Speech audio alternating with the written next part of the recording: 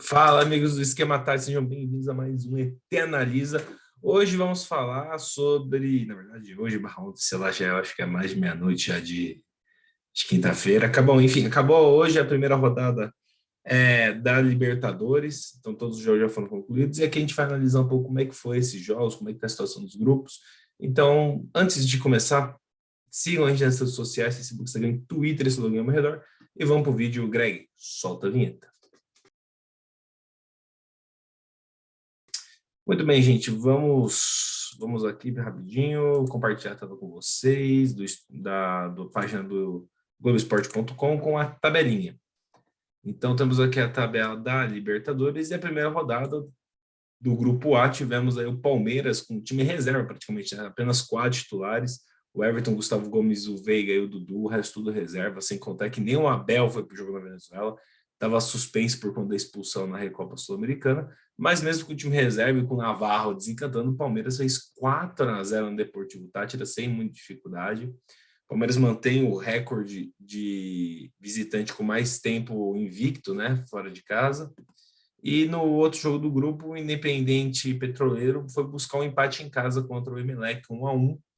Bom, o grupo, o Palmeiras começa na frente, o Palmeiras é favoritaço a passar em primeiro do grupo, talvez tenha até a melhor campanha na fase de grupos da Libertadores.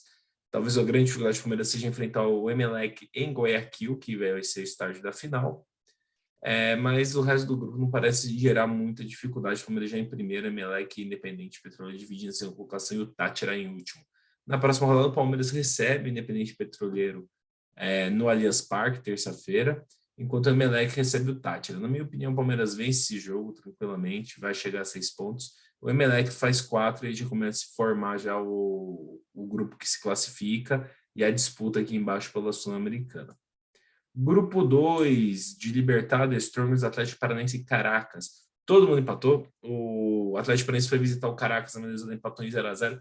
Para mim, dava para o Atlético ter vencido. Eu assisti o jogo, acho que se o Atlético... Aquele Atlético não apresentou um grande futebol, mas dava para ter vencido o Caracas e começar líder do grupo. Enquanto o The Strongest e Libertad, foi um grande resultado para o Libertad. O The Strongest jogando na altitude da Bolívia, a grande vantagem, a grande força do The Strongest é a altitude. O Libertad arrancando empate lá dificulta a caminhada do The Strongest nessa Libertadores, porque normalmente ele consegue a vaga para as oitavas de final, normalmente vencendo jogos em casa, então já empatando o primeiro jogo já dificulta, e para o Libertad é bom que vai conseguir disputar, já arrancou um ponto na altitude, agora vai conseguir ter a vantagem de ter mais 3 jogos em casa.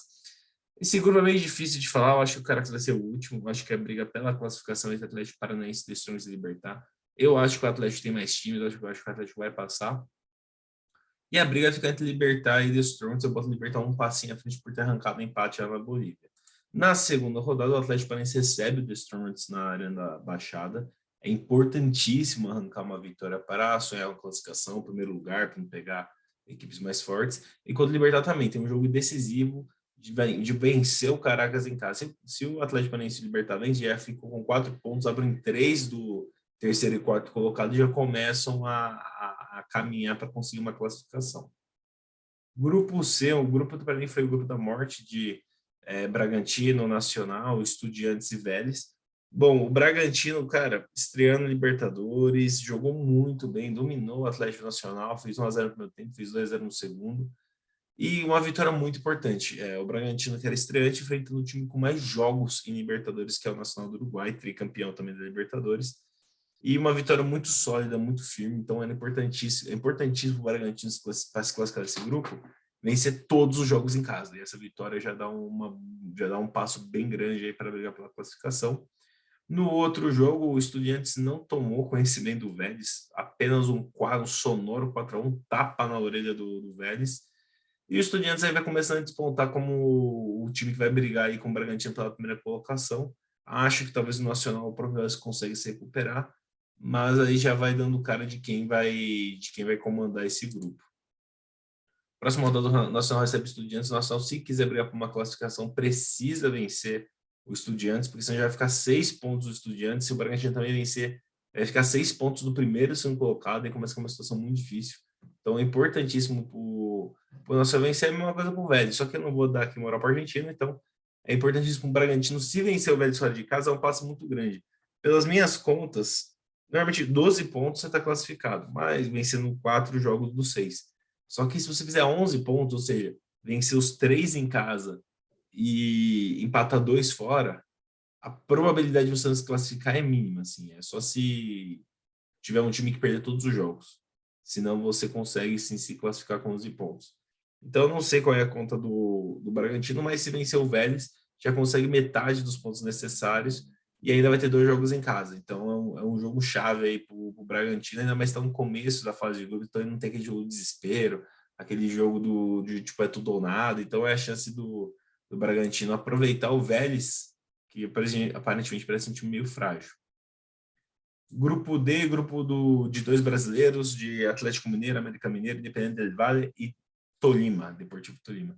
O América Mineiro decepcionou, jogou mal, perdeu de 2-0 em casa para o Independente, que complica muito a sua situação, muito por conta do próximo jogo.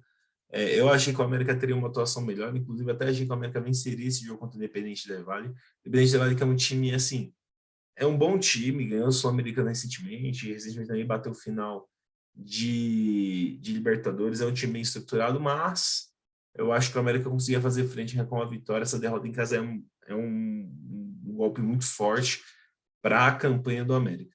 Enquanto o Atlético Mineiro teve também dificuldades, o Everson salvou, assim, o goleiro realmente que foi convocado recentemente para a seleção brasileira, mostrou o porquê é um dos melhores goleiros do Brasil, fechou o gol quando precisou, e o Atlético foi lá e fez 2-0 no Tolima. Passo muito importante, estrear com vitória fora de casa é muito importante na Libertadores, porque você vai ter ainda 3 jogos em casa para garantir a classificação. Eu acho que o Atlético passa com sobras nesse grupo. Eu acho que a briga mesmo é entre Tolima, Independente e América pela segunda colocação e pela vaga na Sul-Americana. Na próxima rodada temos o Clássico Mineiro, o Atlético Mineiro recebe o América. O América, cara, é que é o Atlético Mineiro, então se o América arrancar um empate, já é um grande resultado. Mas o Atlético Mineiro, se vencer o América, já dá uma boa encaminhada, ainda mais se Independente da Vale, que é forte no Equador, bateu o Tolima. Então, se os dois abrirem 6 pontos do terceiro e do quarto colocado, já começam a caminhar a passos largos para a classificação. Então, um jogo muito, já é tipo uma decisão. A segunda rodada já temos praticamente uma decisão entre Atlético Mineiro e América Mineiro. Grupo E de Orange Red, os sempre prontos, o Deportivo Cali, Boca Juniors e Corinthians. Os dois grandes favoritos desse grupo, que eu até falei na prévia da Libertadores que eu achava que eles iam nadar de braçada, talvez ali um Deportivo Cali poderia dar um sustinho, mas para mim Corinthians e Boca iam brigar pelo primeiro lugar, e os dois treinando com derrota. Deportivo Cali muito bem venceu em casa o Boca, uma vitória bem sólida e que dá uma boa confiança. Deportivo Cali que já foi finalista de Libertadores lá em 99, perdeu para o Palmeiras na final. O Always Red, cara, a derrota do Corinthians na altitude é o jogo mais alto que tem, tá? É a maior altitude da Libertadores. Eu até entendo perder na altitude. Acontece, essa derrota já meio que tá. Eu já tinha previsto na prévia, que o Internacional ano passado perdeu também para o Always Red na altitude. É muito difícil jogar sem oxigênio. Mas o problema do jogo do Corinthians é a forma que o Corinthians jogou. O Corinthians não deu um chute no gol do Always Red. O Corinthians, tipo, jogou muito, mas muito mal. Assim, pior do que, tipo, a desculpa só da altitude não serve, viu? Então, o problema do Corinthians não foi a derrota, foi a apresentação. O futebol foi muito ruim, muito fraco. E, cara, assim, cria um sinal de alerta. Eu acho que a derrota para o Always Red na primeira rodada, jogando na altitude, é complicado começar com derrota, mas é uma derrota aceitável se não tivesse apresentando um futebol tão ruim. Na próxima rodada, o Boca recebe o Always Red, deve atropelar, deve golear, e o Corinthians recebe o Deportivo Cali. E aí é um jogo chave para o Corinthians. Porque se o Corinthians perder para o Deportivo Cali, vai ter uma sequência de 2 jogos contra o Boca, é isso, né? Terceira rodada contra o Boca e quarta rodada volta contra o Deportivo, ok. Mas, mesmo assim, se perder para o Deportivo Cali, o Corinthians vai ter 4 jogos para se recuperar e 2 é contra o Boca Juniors. Então vai ficar difícil. Então é um jogo também chave aí para o Corinthians brigar pela classificação. O Warzerd esquece, vai acabar em último grupo. Pode. Assim, a menos que ele vença os 3 jogos em casa por conta da altitude, mas para mim ainda é um forte candidato a ficar em último, tá? Apesar da vitória sobre o Corinthians. Grupo F, grupo de Colo-Colo, River Plate, Fortaleza e Alianza Lima. O River Plate, que é sempre uma equipe favorita, não é aquele River campeão, vice-campeão, aquele River que chegava em sequência em finais e semifinais de Libertadores, mas é um time muito forte, é um time ano passado era um time que a gente destacava muito, que era um time envelhecido, que tinha perdido muitas peças, e parece que está conseguindo aí se reestruturar aos poucos. Foi visitar o Allianz Lima no Peru, placar mínimo 1-0, que é o que precisa para brigar pela classificação.